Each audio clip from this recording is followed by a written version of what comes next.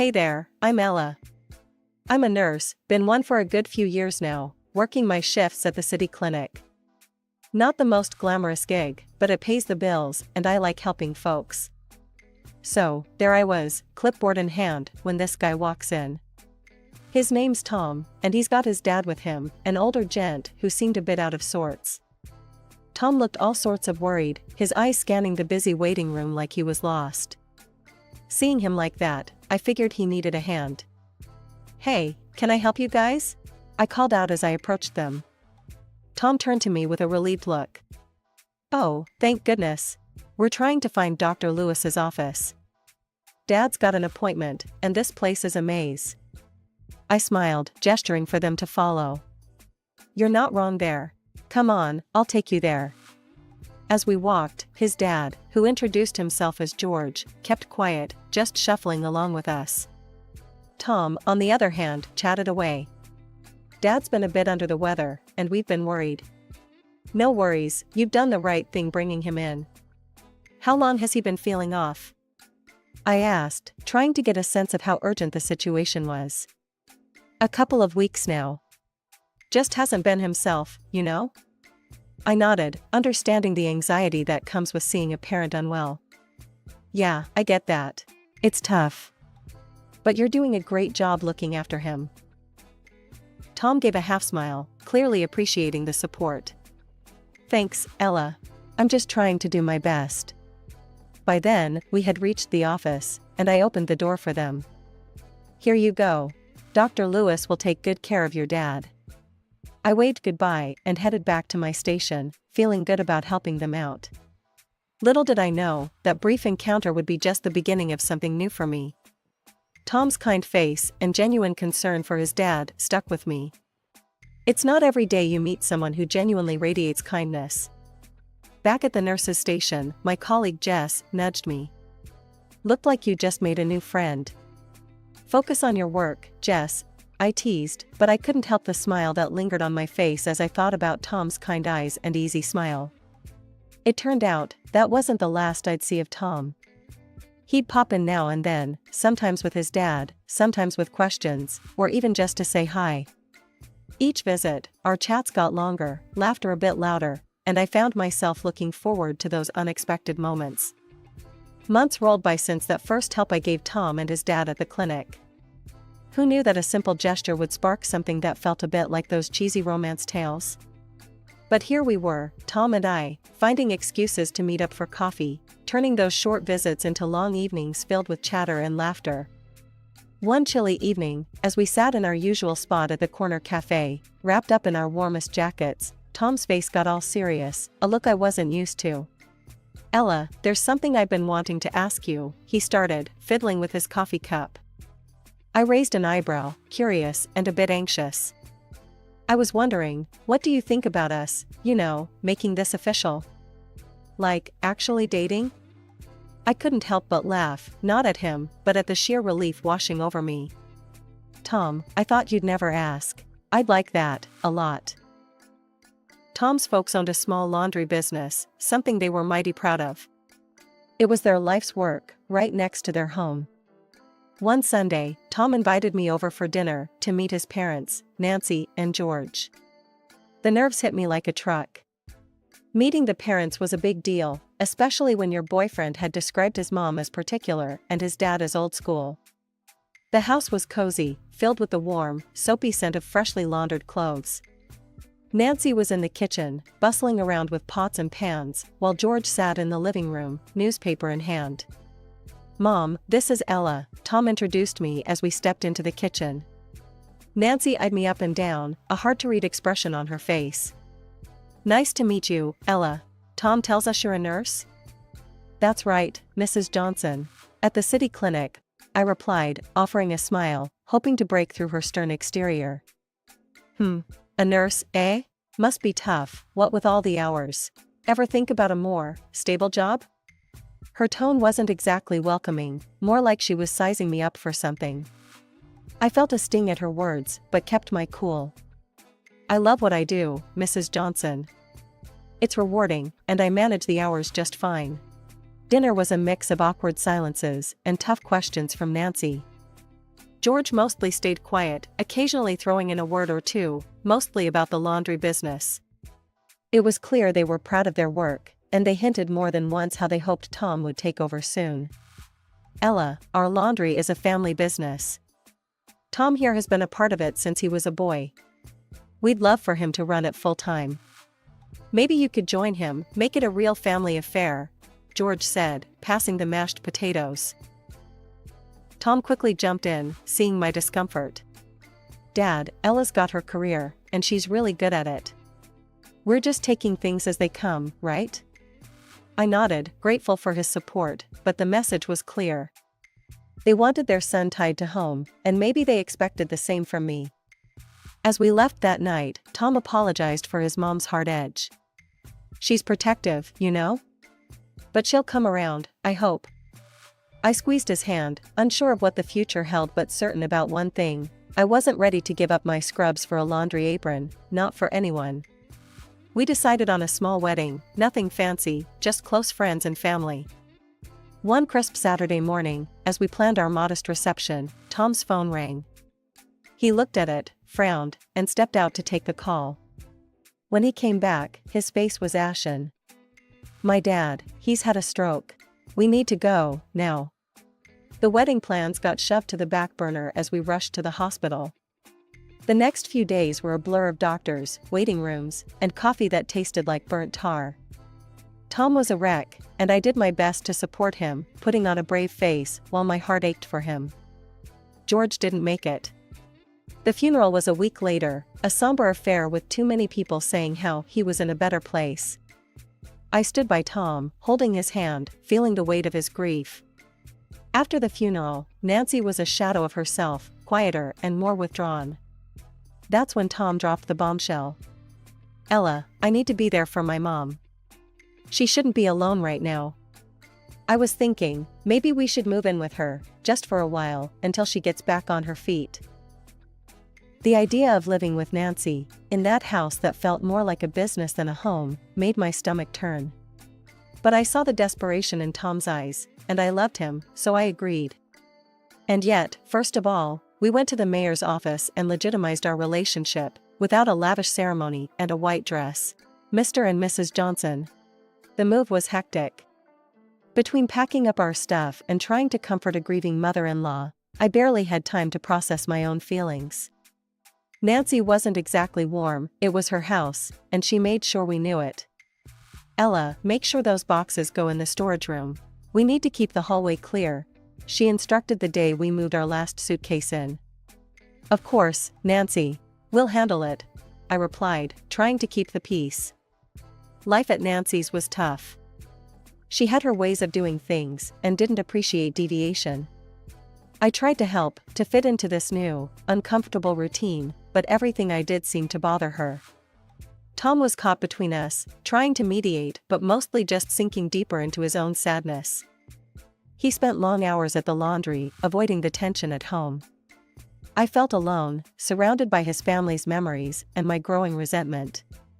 Ella, why are you still working at that clinic? You should focus on helping here, with the family business, Nancy said one night as we cleared the dinner table. Nancy, I like my job. It's important to me, I responded, the fatigue and frustration making my voice sharper than I intended. She sighed, a long, drawn-out sound of disappointment. I just don't see why you'd choose that over family. Lying in bed that night, listening to Tom's uneven breaths, I wondered how long we could keep this up. How long before the weight of his mother's expectations crushed the life we wanted to build together. My job at the clinic was on the other side of the city, which meant my days started in the dark and ended in it too. The commute was a beast, eating up hours I didn't have, and every trip felt longer than the last. Coming home was no relief.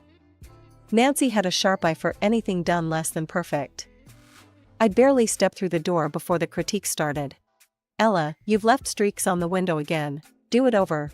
She'd snap, barely looking up from her knitting. And this soup is bland. Didn't I show you how to season it? She'd add at dinner, making a face as if she'd tasted something sour. I tried, really tried, to brush it off and keep the peace, but it wore me down. Even Tom, my supposed partner in all this, started echoing his mom. Ella, Mom's right. You could be a bit more careful with the cleaning and the cooking, he'd say, not meeting my eyes. It stung, hearing that from him, like I was failing some test I didn't sign up for. Our home felt less like ours, and more like I was an unwelcome guest who couldn't do anything right. One day, after a particularly rough shift at the clinic where I'd stayed late to cover for a coworker, earning me a small bonus, I came home with an idea. I was dead on my feet, but excited to share it with Tom. Babe, I got a little bonus at work today. We've both been under so much stress. Why don't we take a short vacation? Just a few days. We deserve a break, I suggested, hoping for a moment of connection. Tom looked up from the bills he was sorting, his face unreadable. That sounds great, babe, but I can't just leave the laundry. Mom can't handle it alone. It's just a few days, Tom. She can manage, or we could call in some temporary help. I pushed back, needing something to feel normal again. Before Tom could reply, Nancy walked into the room, having caught the tail end of our conversation. Her face was set in a hard line. A vacation? And leave me to deal with everything here? You think I'm just your backup plan, Ella? That's heartless, even cruel. Nancy snapped, her voice cold. I'm not your servant, ready to pick up slack so you can frolic on the beach. I'm not made of steel. Tom's gaze followed her, and then he looked at me, his expression tight. Mom's got a point, Ella. You can be a bit insensitive. Maybe now's not the time for a vacation. That hurt more than Nancy's words. My own husband, who should have had my back, sided with her over a simple, well-deserved break. I felt a mix of anger and sadness, a cocktail of emotions that left me more exhausted. So, my vacation days rolled around, and instead of lying on a beach somewhere, sipping something tropical, I was stuck at home. I spent those days mostly alone, with Tom at the laundry and Nancy giving me the cold shoulder. I'd escape to the city beach when I could, soaking up some sun and pretending things were different. Splitting my time between the clinic and the laundry wasn't my dream scenario, but after months of non-stop nagging from Nancy and Tom about not pitching in, I caved. Fine, I'll help out at the laundry, but only part-time. I'm not giving up my job at the clinic, I told Tom, setting my terms. He seemed relieved, almost happy, but then he dropped another bomb. That's great, babe, but I won't be able to pay you a salary. We'll just give you access to the family account, keep things simple and tax-free. I was too tired to argue. Sure, whatever works, I muttered, not fully processing yet another sign that I was sinking deeper into their world, my own desires drifting away. The transition was rough. Mornings at the clinic were hectic, and afternoons at the laundry were a crash course in a business I had zero interest in. Still, I learned the ropes, got to know the regular customers, and even started seeing ways we could do things better. A few months in, I gathered enough courage to bring up my ideas at dinner. Tom, Nancy, I've been thinking about how we could bring in more customers. Maybe we could offer loyalty discounts, or even host a weekly express service day? Tom barely looked up from his plate. Ella, I appreciate you trying to help, but I've been in this business since I was a kid. I know what works. I bit my lip, frustration bubbling. It's just an idea. And there's also a room next door that just freed up. We could expand, offer more services. Nancy laughed, a harsh sound that made me flinch. Trying to take over now? Think you can run things better than us? Don't make me laugh. I retreated, feeling smaller with each word. It was clear they didn't value my input, only my compliance. But I couldn't let it go. The laundry was struggling, and it pained me to watch something tied so closely to Tom fail because of stubbornness. One afternoon, as I folded clothes in the back, I overheard Tom arguing with a supplier on the phone. No, I can't meet that order. We're not pulling enough profit this quarter, he said, frustration evident in his tone. I waited for him to hang up, then approached cautiously. Tom, if we're struggling with profits, why not reconsider some of my suggestions? They could really help. He sighed, rubbing his forehead. Ella, I said no. This is how we've always done it. It's not about new ideas, it's about tradition, about keeping things the way my dad ran them.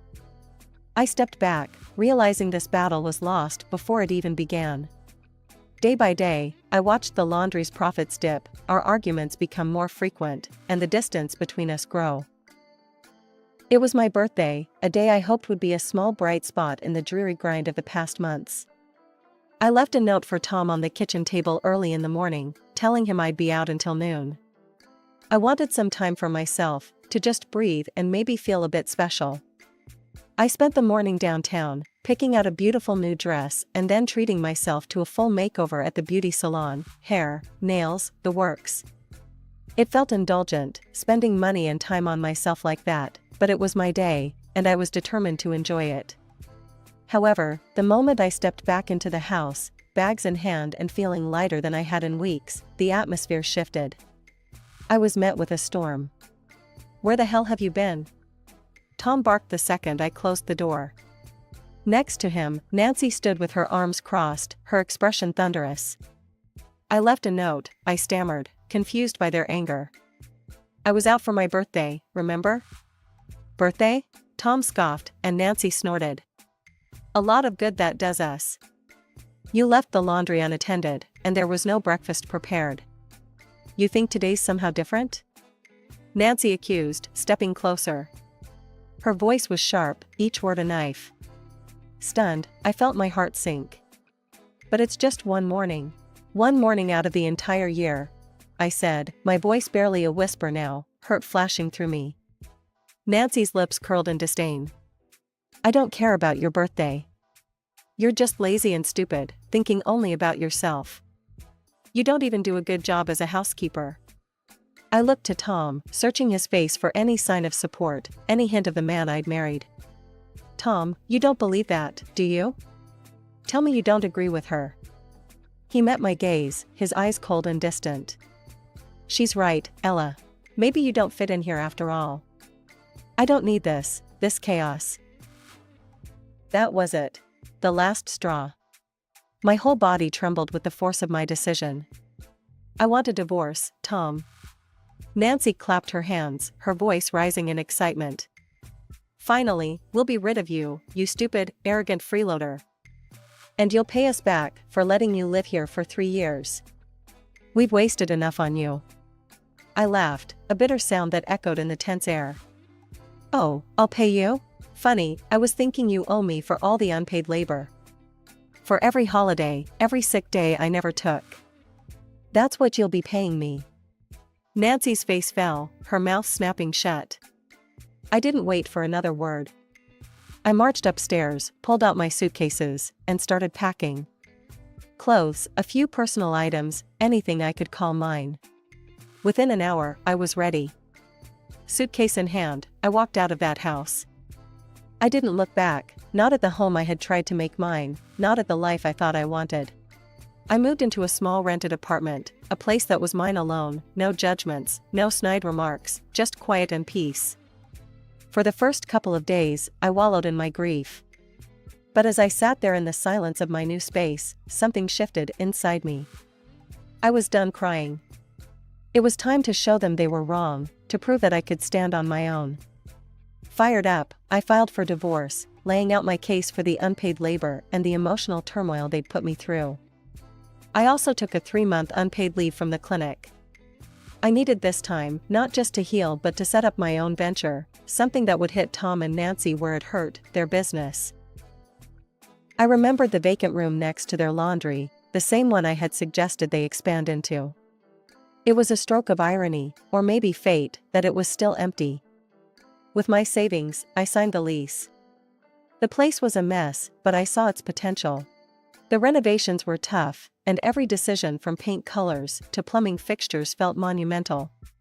But I poured my heart into every detail. "This has to be perfect," I told the contractor, pointing out exactly where I wanted the new washers and dryers. Top of the line, everything. Once the place was shaped up, I moved on to the supplies and equipment, choosing only the best. Safety and quality were my top priorities. I installed video surveillance and high-security locks, ensuring that my customers would never have to worry about their belongings. With the logistics in place, I focused on the customer experience. I set up a small coffee machine offering free coffee, created a cozy corner for kids, and even installed a couple of slot machines to keep clients entertained while they waited. Every detail was designed to make my laundry not just a necessity but a pleasant part of my customers' day. Opening day was a mix of nerves and excitement. People were curious, of course. Some came in just to see the new place, others out of loyalty to Tom and Nancy. But once they experienced the difference, word started to spread. I made it a point to meet every client, to ask about their day, to ensure they were satisfied with our service. "Thanks for choosing us," I'd say with a smile. "Let us know if there's anything else we can do for you." Slowly, word started spreading. Positive reviews popped up online, praising the clean facilities, friendly service, and innovative touches. More and more people began choosing my laundry over Tom's. One busy afternoon, as I refilled the coffee machine, a regular customer, Mrs. Henderson, approached me. "Ella, dear, I must say, your place is a breath of fresh air. I told all my friends about it." I smiled, handing her a cup. "Thank you, Mrs. Henderson. That means a lot to me. I'm glad you enjoy coming here." The popularity of my laundry grew, and with it, so did my confidence.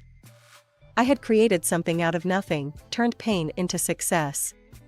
The satisfaction wasn't just in the profits or the praise, it was in proving that I could thrive, that I could make something better, all on my own. It was a busy Tuesday afternoon when they walked in, Nancy and Tom, looking like a storm brewing on the horizon. I was behind the counter, sorting through orders, but I straightened up the moment I saw them. My heart skipped, not out of fear, but readiness. I had prepared for this moment, although I hoped it would never come. Nancy wasted no time, her voice loud enough to turn heads. "You've ruined us, Ella. Stolen our customers with your underhanded tactics." Tom stood behind her, his expression hard to read. He looked tired, older than I remembered. "I haven't stolen anything. People choose where they want to go. I just provided a better option," I responded, my hand subtly pressing the button under the counter that alerted my security team. "This is all low, even for you," Nancy continued, her finger jabbing in the air towards me. "Making us bankrupt, you think you're clever?" I sighed, shaking my head. "I think I'm fair. I offered ideas, remember? You both pushed me out, laughed at my suggestions. I built this from scratch, honestly, and with hard work." Tom finally spoke, his voice quiet. "Ella, this isn't what we..." "Tom, look around you. I've made this place what it is, because I listened, I adapted, and I cared. Not only about profits, but about people." Nancy's face was red, her anger palpable. "You think you're better than us, that you can just replace us?" "No, Nancy. I just chose not to settle for mediocrity," I replied, pulling up reviews on my phone and pushing it across the counter towards them. "Read these. Customers didn't leave because of me. They left because of dirty rooms, rude service, and poor quality. They left because you refused to change." She glanced at the screen, then looked away, her mouth tightening. "And now," she hissed, turning her wrath back to Tom, "you've let her destroy everything your father built." Tom's face crumpled, and for a moment, I felt a pang of old affection, quickly smothered by years of strain. Nancy turned back to me, desperation in her voice. "Give him a job, then. Take him on here. We're drowning in debt. We're going to close down." I looked at Tom, seeing the man I once loved, the man who sided with his mother against me when I needed him most. "I'm sorry, Tom. I'm running a business, not a charity. Please leave my property, or I will have to call the police." They left, Nancy muttering under her breath, Tom silent. Watching them go, I felt a chapter close, one filled with hard lessons and tougher resolutions. Since then, my laundry continued to thrive. Word of mouth and positive online reviews kept new customers coming. I eventually decided to leave the clinic altogether, pouring my heart into this venture that had started as a challenge and turned into my passion.